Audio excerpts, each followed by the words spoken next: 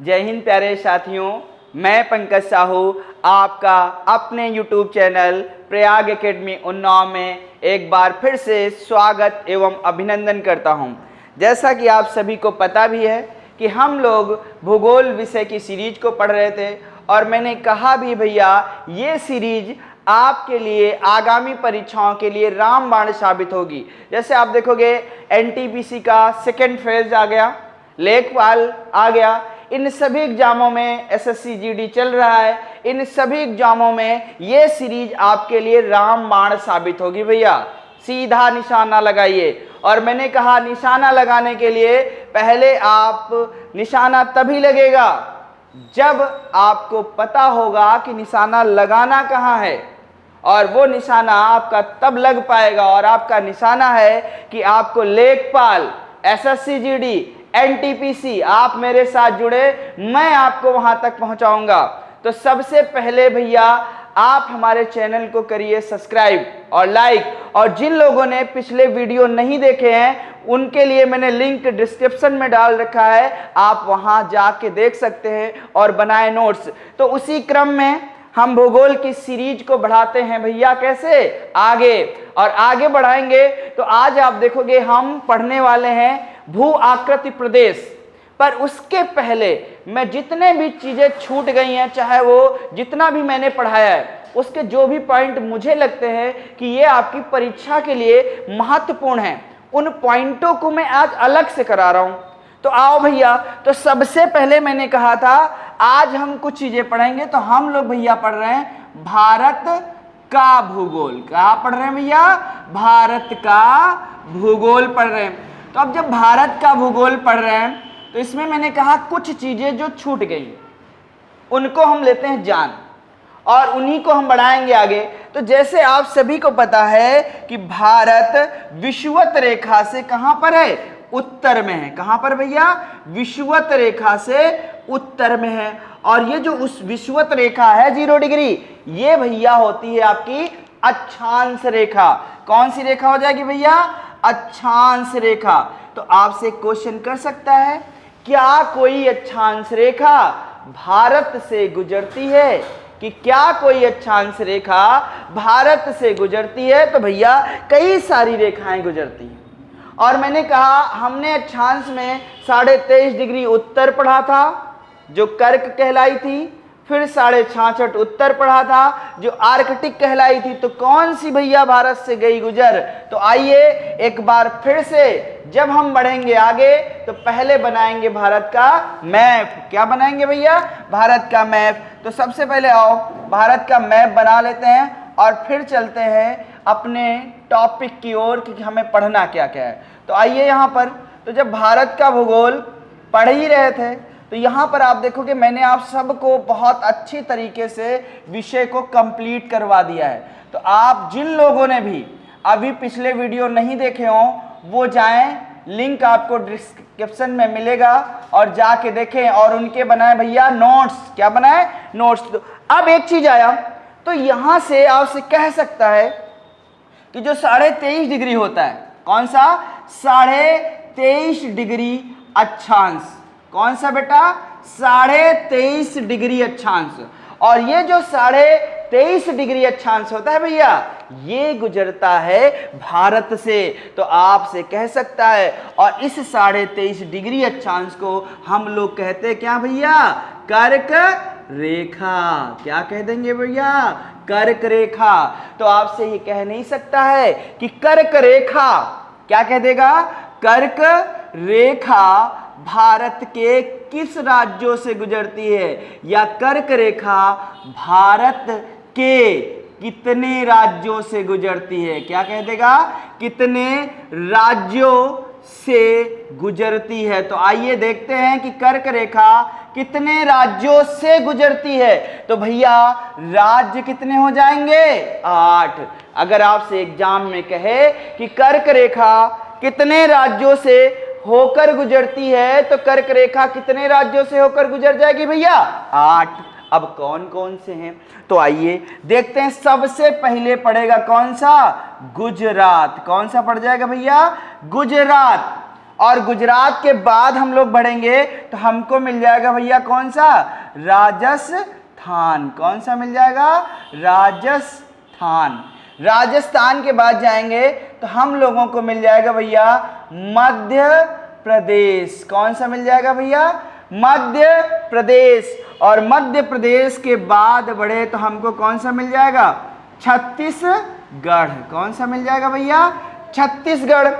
और छत्तीसगढ़ के आगे गए तो हमको मिल जाएगा भैया आपका झारखंड। कौन सा मिल जाएगा, झारखंड भैया। कौन सा मिल गया, झारखंड। तो एक गुजरात हो गया, राजस्थान हो गया, मध्य प्रदेश हो गया, छत्तीसगढ़ हो गया, और कौन गया भैया, झारखंड। और झारखंड के आगे बढ़े तो हमको भैया मिल जाएगा पश्चिम बंगाल। कौन सा मिल जाएगा भैया, पश्चिम बंगाल। और पश्चिम बंगाल के बढ़े आगे तो हमको मिल जाएगा भैया त्रिपुरा। कौन सा मिल जाएगा आपको, त्रिपुरा। और त्रिपुरा के आगे बढ़े तो हमको भैया मिल जाएगा मिजोरम। कौन सा मिल जाएगा भैया, मिजोरम। तो अब आपसे कह सकता है, तो हमने आपको ये राज्य भी सिखा दिए, और भैया इसे दबा के शेयर करिए। आपके लिए ये वीडियो जितनी भी भूगोल की सीरीज है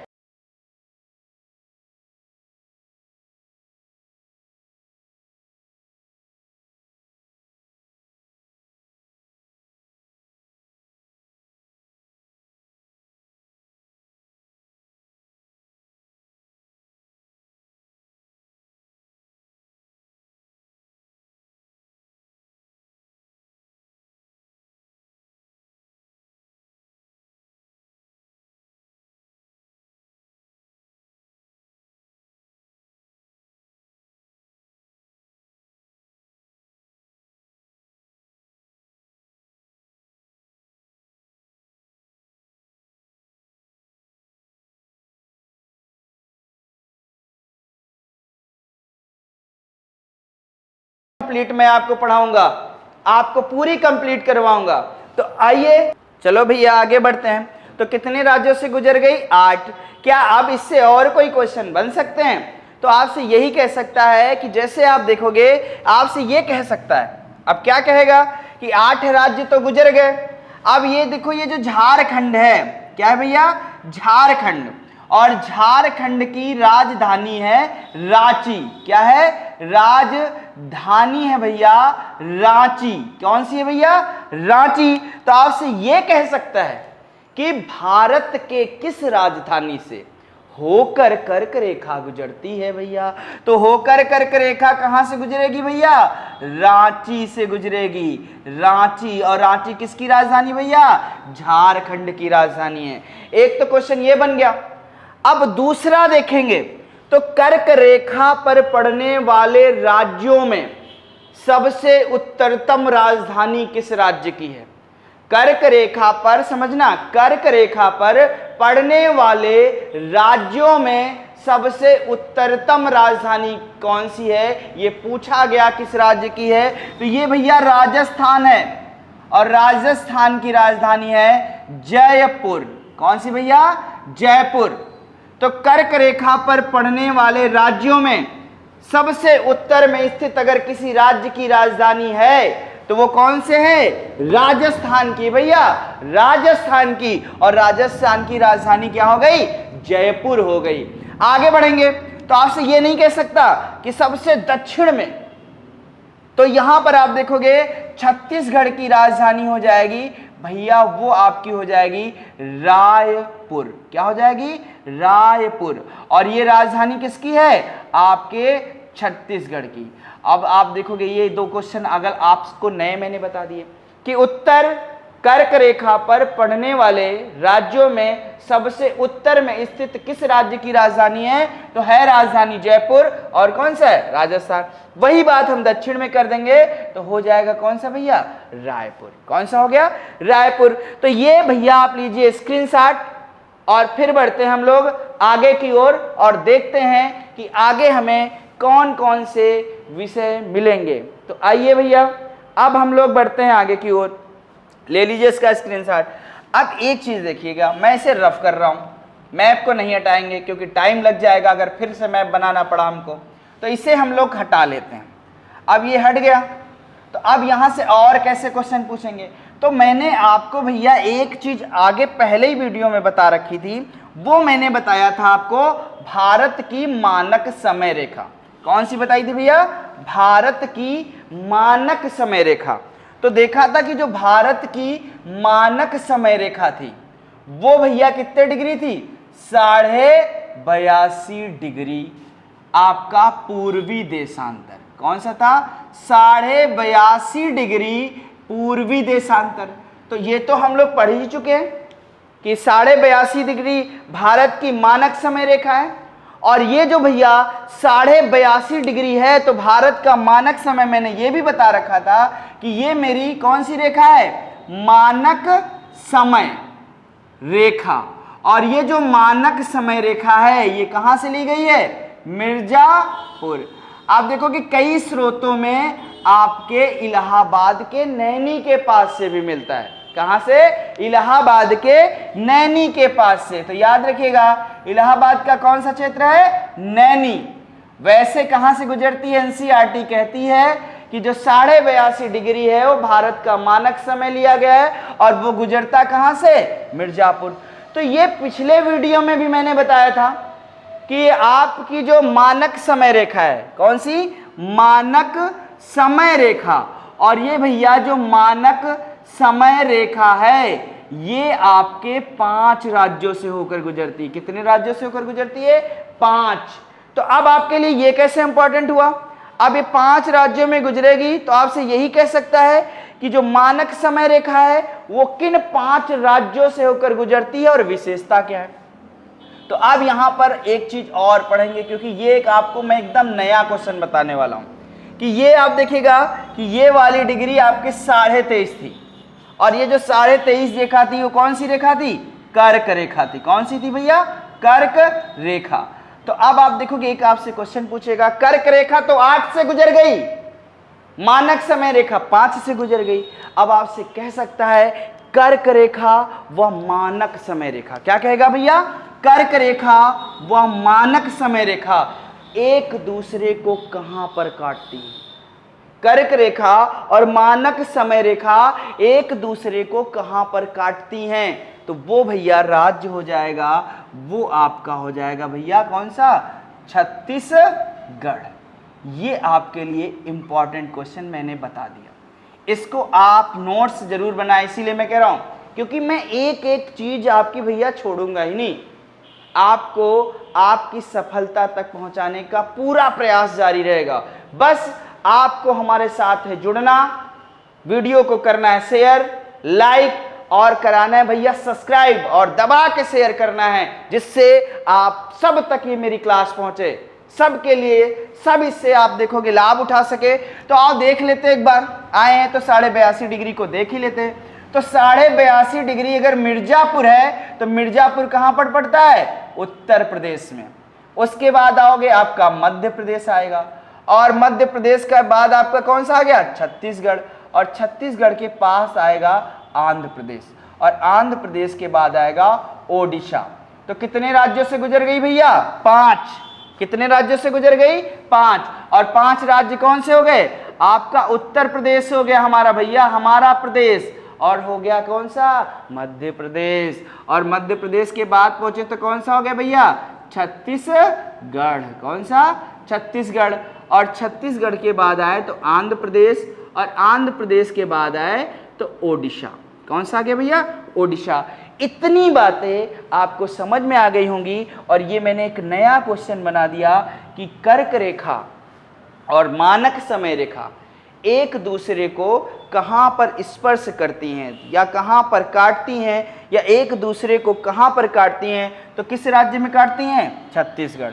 तो इसे कर लीजिएगा कि मानक समय रेखा, मानक समय रेखा व कर्क रेखा, मानक समय रेखा व कर्क रेखा एक दूसरे को काटती हैं। तो किस राज्य में काटती भैया? तो वो आपका राज्य हो जाएगा कौन सा? छत्तीसगढ़। कौन सा हो गया? छत्तीसगढ़ हो गया। इतना लीजिए भैया आप स्क्रीनशॉट, और फिर हम लोग बढ़ते हैं आगे की ओर। ठीक है, तो इसका ले लिया होगा स्क्रीनशॉट, और फिर बढ़ते हैं आगे की ओर। अब जो मेरी क्लास आएगी, आप देखोगे, आप कई लोगों ने कहा है कि जो हमारे वीडियो का टाइम हो वो 1 घंटा से ऊपर हो, तो मैं आगे वाले वीडियो में ये प्रयास करूंगा, क्योंकि यहाँ पर टॉपिक ख़त्म करूंगा आज राजनीतिक भारत के भूगोल को, और अगली वीडियो में हम भू आकृति जब प्रदेश पढ़ेंगे तो आप देखोगे आपको मैं एक एक चीज़ करवा दूंगा, और वहाँ पर आपका टाइम भी बढ़ा दूंगा, और वीडियो की जो होगा वो 1 घंटे को आपका मिलने लगेगा। तो भैया आगे देखते हैं कौन से क्वेश्चन आएंगे। तो ये तो मेरी मानक समय रेखा हो गई, एक हो गई कर्क रेखा, और फिर एक बार बिना टाइम गवाएं भैया फिर से बनाते हैं मैप। देखो कितना आसान होता है, मैंने कहा था बस आप प्रैक्टिस कर लें थोड़ी, आप मेरे साथ आसानी से आप भारत बनाना सीख जाएंगे, और बहुत आसान लगने लगेगा आपको भारत। और आप देखोगे, इसीलिए मैं आपको मैप से ही सारी चीज़ें कराता हूँ कि जिसमें आप इन्हें सीखें, क्योंकि आप अगर सीख जाते हैं एक बार कोई चीज़ तो आपके लिए भैया बहुत वो लाभकारी हो जाएगा, और ये आपके लिए बहुत ही लाभकारी क्लास है। इसीलिए मैं कह रहा हूँ इसको शेयर करते रहिएगा भैया, इसको शेयर करते रहिएगा और हमारे साथ जुड़ते रहिएगा, लाइक करिए, सब्सक्राइब करिए। आइए देखते हैं फिर। अब एक चीज़ मैंने बताया था कि भारत का जो देशांतरी विस्तार है, तो भारत का देशांतरी विस्तार जो था वो मैंने आप सबको बता रखा था 68 डिग्री 7 मिनट से। कहाँ से बेटा? 68 डिग्री 7 मिनट से 97 डिग्री 25 मिनट। अब ये मैं फिर आज क्यों बता रहा हूँ? तो यहाँ पर हमने देखा था कि जो हमारा 68 डिग्री पड़ा था ये हमारा पश्चिमी देशांतर है। कौन सा देशांतर है? पश्चिमी देशांतर है। और ये भैया पड़ा था हमारे किस राज्य में? गुजरात में पड़ा था। कहां पर पड़ गया था? गुजरात में। अब हम लोग बढ़ेंगे आगे, तो ये राज्य हमारा पड़ गया था कौन सा? अरुणाचल प्रदेश। कौन सा पड़ गया भैया? अरुणाचल प्रदेश। तो ये जो अरुणाचल प्रदेश है और ये है गुजरात। अब आप देखोगे 97 डिग्री 25 मिनट अरुणाचल प्रदेश में बढ़ा, और इसीलिए हम कहते हैं ये देशांतर हमारा हुआ पूर्वी देशांतर। और ऐसे अगर देखोगे तो भारत आपका पूर्वी देशांतर में ही है, पूर्वी गोलार्ध में है। तो इसीलिए ये पश्चिमी देशांतर का मतलब है ये भारत का पश्चिम है। ठीक है, उसमें आप ग्लोब से मत लीजिएगा। ठीक, अब यहां पर आ गए तो 68 डिग्री आ गए। तो यहां पर देखेंगे, आपसे कह सकता है कि गुजरात और अरुणाचल प्रदेश के समय में कितने घंटे का डिफरेंस होता है। गुजरात और अरुणाचल प्रदेश के समय में कितने का अंतर होता है, आप कैसे बताएंगे? तो ये याद करिए, पहली क्लास जो मैंने आपको आसानी से कहा था बिना रटे बताएं, रटना नहीं सिखाया हमने। तो अब आप देखोगे हमने कहा था कि अगर 68 डिग्री से 97 डिग्री 25 मिनट जाएं तो लगभग कितने देशांतर मिल जाएंगे? 30। और एक चीज मैंने बताई थी, एक देशांतर पर कितने मिनट बढ़ते हैं भैया? 4। तो अगर हम 30 को कर दें कितने से गुणा? 4 से, तो कितने मिनट आ गए? 120। तो कितने घंटे का लगभग डिफरेंस मिल जाएगा? 2 घंटे का। कितने घंटे का? लगभग 2 घंटे का। तो ये याद रखिएगा, गुजरात और अरुणाचल प्रदेश में, गुजरात और अरुणाचल प्रदेश में कितने समय का लगभग अंतराल मिलेगा? तो 2 घंटे का मिलेगा भैया। कितने घंटे का मिल जाएगा? 2 घंटे का मिल जाएगा। तो अब आप देखोगे, आगे बढ़ेंगे। अब आगे बढ़ेंगे तो यहां से देखो, इसको कर देना, स्क्रीनशॉट ले लीजिएगा। अब इसमें जाओगे तो यहां पर मैं आपको एक चीज और सिखाने वाला हूं, वो देखते हैं। तो यहां पर ये देखते हैं कि जो 68 डिग्री 7 मिनट है, ये भारत का हमने कहा पश्चिमी सिरा है। तो आपसे कह सकता है भारत का सबसे पश्चिमी बिंदु कौन सा है? क्या कह सकता है? भारत का सबसे पश्चिमी बिंदु क्या है? जैसे आपने भारत का सबसे उत्तरी बिंदु देखा था, वैसे ही आपसे भारत का सबसे पश्चिमी बिंदु भी पूछ सकता है एग्जाम। क्या कर सकता है भैया? पूछ सकता है, और ये पूछता ही रहता है। आइए देखते हैं कौन सा है। तो यहां पर देखेंगे तो हम कह सकते हैं, अब यहां पर देख लेंगे तो अब हम कह रहे हैं कि आपका भारत का पश्चिमी बिंदु, तो याद करिएगा यहां पर हम इसे कई नामों से जान सकते हैं। जैसे इसे हम कह सकते हैं, कहीं कहीं आपको मिलेगा गौहर मोती। कौन सा मिल जाएगा? गौहर मोती। या कहीं कहीं मिलेगा गुहार मोती, और कहीं कहीं आपको मिल जाएगा गौरू माता। तो याद रखिएगा, है वही नाम कि भारत का पश्चिमी बिंदु या तो गुहार मोती कह के पूछेगा, गौहर मोती कह के पूछेगा, या गौरू माता कह के पूछेगा, बात एक ही है। पर यहीं अगर हम भारत के पूर्वी बिंदु की बात करें तो भारत का जो पूर्वी बिंदु होगा वो भैया होगा आपका किबुथु। कौन सा हो जाएगा? किबुथु। ये भारत का पूर्वी बिंदु है। तो आपसे अगर कहता है कि भारत का पूर्वी बिंदु कौन सा है, तो भारत का पूर्वी बिंदु कौन सा हो जाएगा भैया? आपका किबुथु हो जाएगा। कौन सा हो जाएगा भाई? किबुथु हो जाएगा। दूसरी बात देखते हैं, यहीं पर आप देखोगे आपसे ये कह सकता है कि भारत और पाकिस्तान के बीच एक विवाद है। तो आपसे कह सकता है कितने डिग्री का विवाद है, तो यहां पर एक पड़ता है 24 डिग्री अक्षांश। कौन सा अक्षांश पड़ता है? 24 डिग्री अक्षांश। और इस 24 डिग्री अक्षांश का जो विवाद है वो पड़ता है भैया पाकिस्तान व भारत। मैंने पहले कहा भैया ये नापाक आदमी है, नाम इसका पाकिस्तान है भैया। कैसा है? नापाक। आप देखोगे हर जगह आप देखोगे मुक्की खाता रहता है। फिर कहते भी हैं कि अब आप देखोगे ये अपनी आदतों से मजबूर है, मुक्की खाता है फिर भी आता है। तो ये 24 डिग्री अक्षांश याद रखिएगा। अब बढ़ते हैं आगे की ओर। आगे बढ़ेंगे तो अब हम भारत के राज्यों की कुछ बात कर लेते हैं। जैसे कभी कभी आ जाता है कि भारत का सबसे बड़ा क्षेत्रफल की दृष्टि से राज्य, भारत का सबसे बड़ा क्षेत्रफल की दृष्टि से राज्य कौन सा? राजस्थान। कौन सा हो जाएगा भैया? राजस्थान। कि आपसे कहेगा भारत का सबसे बड़ा क्षेत्रफल की दृष्टि से, भारत का सबसे बड़ा क्षेत्रफल की दृष्टि से राज्य। तो अब आप देखोगे भारत का सबसे बड़ा क्षेत्रफल की दृष्टि से जो राज्य हो जाएगा वो कौन सा हो जाएगा भैया? आपका राजस्थान।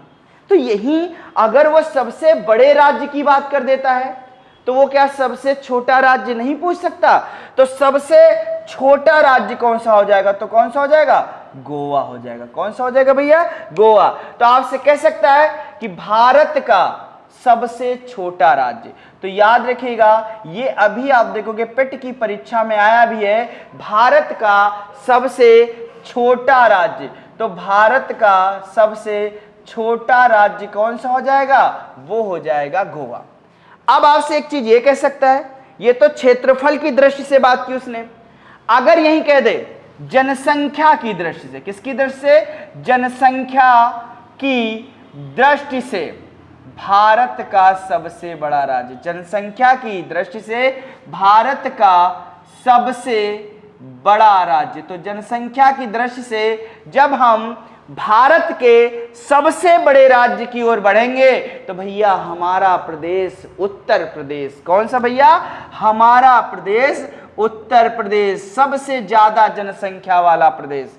इसके बाद हम लोग बढ़ते हैं आगे, तो ये सबसे ज्यादा जनसंख्या पूछ सकता है, तो सबसे कम नहीं पूछ सकता भैया, सबसे कम जनसंख्या वाला राज्य, सबसे कम जनसंख्या वाला राज्य। तो भैया आप लोग बता दीजिएगा कि आप चाहे जो भी पूछें हम सब बताएंगे, क्योंकि हम ले रहे हैं प्रयाग एकेडमी की यूट्यूब क्लासेस। अब यहां पर आ जाओ तो ये भैया हो गया सबसे कम जनसंख्या वाला राज्य, तो हो जाएगा कौन सा? सिक्किम। कौन सा हो जाएगा? सिक्किम। और सिक्किम से एक क्वेश्चन और याद कर लिएगा, भारत का पहला जैविक खेती वाला राज्य बना, भारत का पहला, भारत का पहला जैविक खेती वाला राज्य बना। कौन सा? जैविक खेती वाला अगर कोई राज्य बना तो वो कौन सा बना भैया? सिक्किम। तो यहां से देखा, भारत का सबसे बड़ा राज्य राजस्थान, भारत का क्षेत्रफल की दृष्टि से सबसे छोटा राज्य गोवा, जनसंख्या की दृष्टि से सबसे बड़ा राज्य यूपी, और सबसे कम तो कौन सा? सिक्किम। और भारत का पहला जैविक खेती वाला राज्य बन गया। इतना लीजिए भैया स्क्रीनशॉट, और फिर 2-3 क्वेश्चन में और बताता हूं, फिर बढ़ते हैं हम लोग आगे की ओर। क्या बढ़ेंगे भैया? आगे की ओर। तो आओ देखते हैं। तो इसे मैं रफ कर रहा हूं, सब आप लोगों ने पश्चिमी सब याद कर लिए होंगे। तो इसी की कड़ी में हम लोग आगे बढ़ते हैं, और आगे हम लोग ये बढ़ाते हैं। तो यहाँ पर आप आइए, तो देखिएगा, तो इसे हम रफ कर रहे हैं और फिर बढ़ते हैं आगे। तो एक चीज आपसे और पूछता है कि जैसे ये तो हम राज्यों की बात कर रहे थे, पर जब हम भारत को पढ़ते हैं तो भारत में आप देखोगे संघ शासित क्षेत्र भी होता है। कौन सा क्षेत्र होगा? संघ शासित। तो आओ भैया हम आपको एक बार बताते भी हैं कि संघ शासित होता क्या है। तो जब हम संघ शासित की बात करेंगे तो संघ शासित क्या होता है? तो एक होते हैं राज्य और दूसरा होता है संघ शासित। संघ शासित का मतलब है कि यहां पर केंद्र का नियंत्रण होगा। राज्य का मतलब है, ये आप देखोगे राज्य में एक विधानमंडल होता है और राज्य के प्रशासन के लिए आप देखोगे एक सरकार होती है।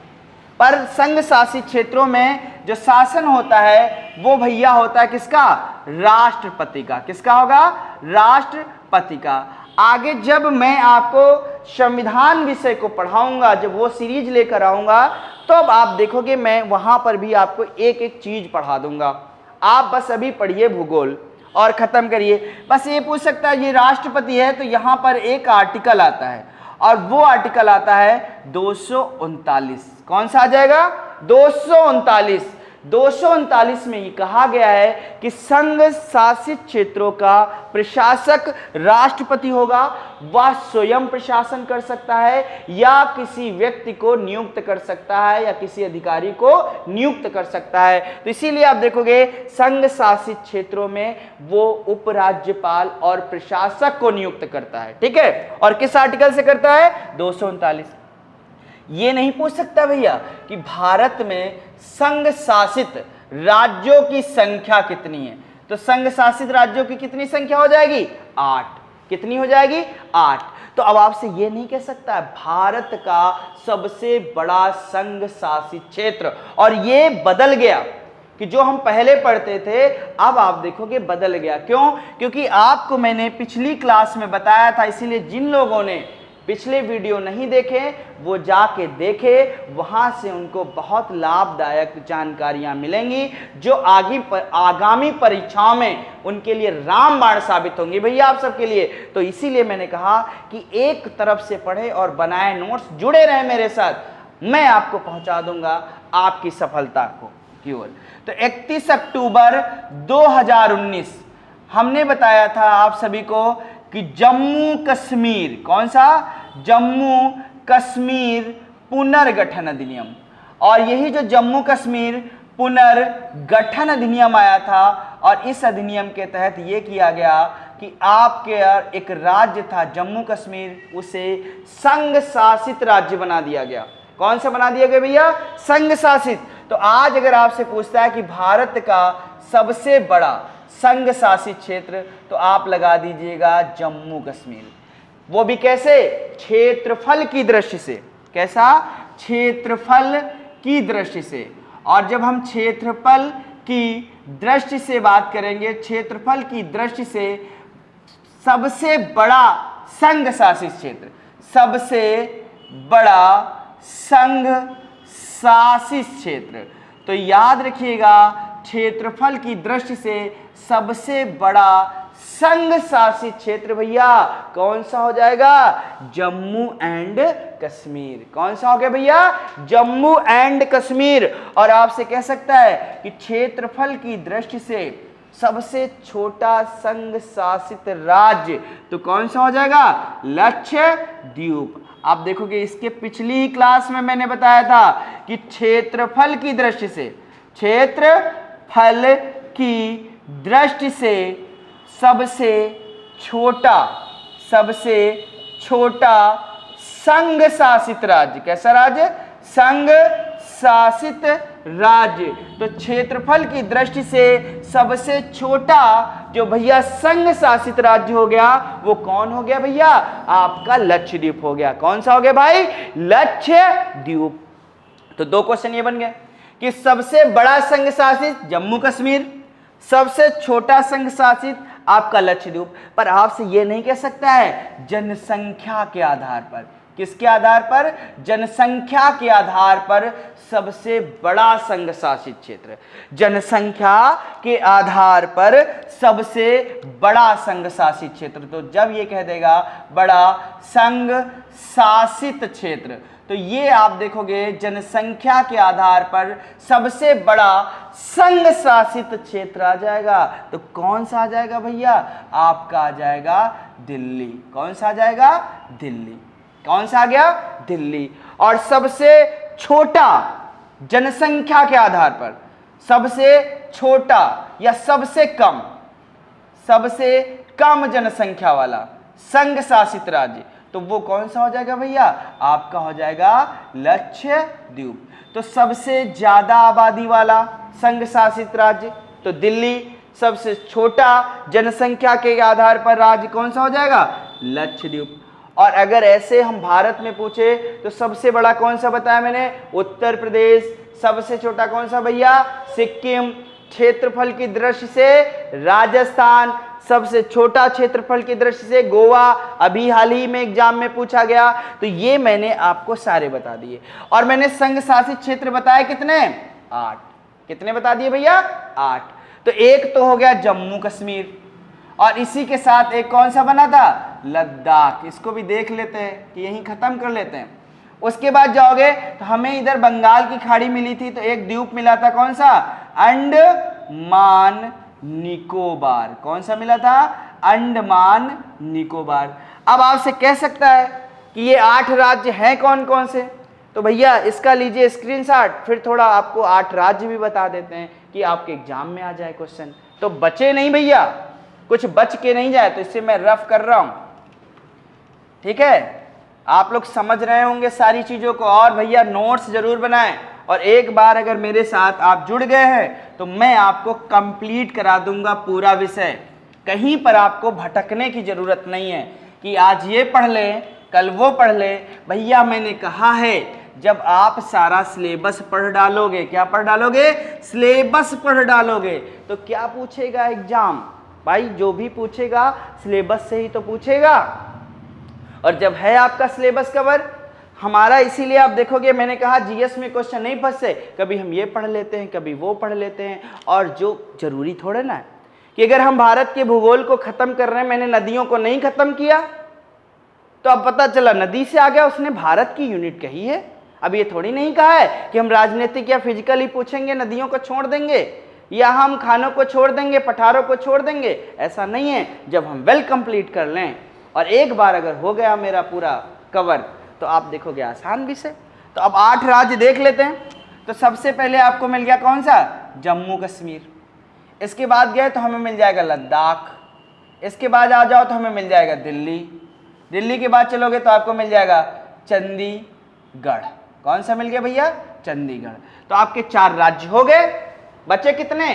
4। कितने बचे भैया? 4। तो आ जाओ, एक आपको कौन सा मिल गया था? लक्षद्वीप। और ये सबसे छोटा राज्य है, ठीक है? जनसंख्या की भी दृष्टि से है और क्षेत्रफल की दृष्टि से, पर कैसा? संघ शासित। इनका अंतर भी बता दिया। और इसके बाद जाओगे तो आपको कौन सा मिल जाएगा? अंडमान निकोबार। कौन सा? अंडमान निकोबार। और इस अंडमान निकोबार के लिए हमने क्या बताया था? वो मैंने भैया बता दिया। क्या? वो बता दिया भारत का सबसे बड़ा द्वीप। क्या कहेगा? भारत का सबसे बड़ा द्वीप, ठीक है? आगे बढ़े तो इसके बाद हम जाएंगे तो मिलेगा हमको पुदुचेरी। उसके बाद हमको मिल जाएगा दादर नागर हवेली। दादर नागर हवेली प्लस दमन दीव। ये आप देखोगे दोनों को क्या कर दिया गया है, एक कर दिया गया है। तो संघ शासित राज्यों की संख्या कितनी हो गई, 8। कितनी हो गई भैया, 8। इसका भी ले लीजिए स्क्रीनशॉट और फिर बढ़ते हैं हम आगे की ओर। ठीक है,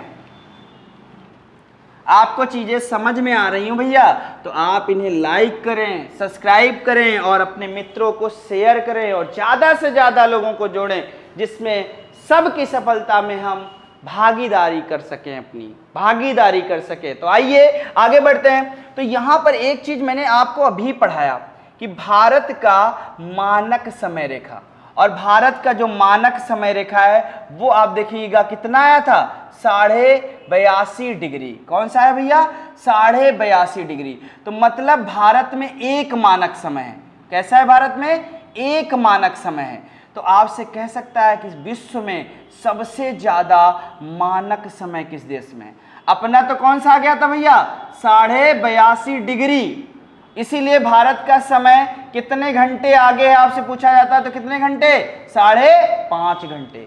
तो आपसे कह सकता है विश्व में सबसे ज्यादा मानक समय किस देश में है।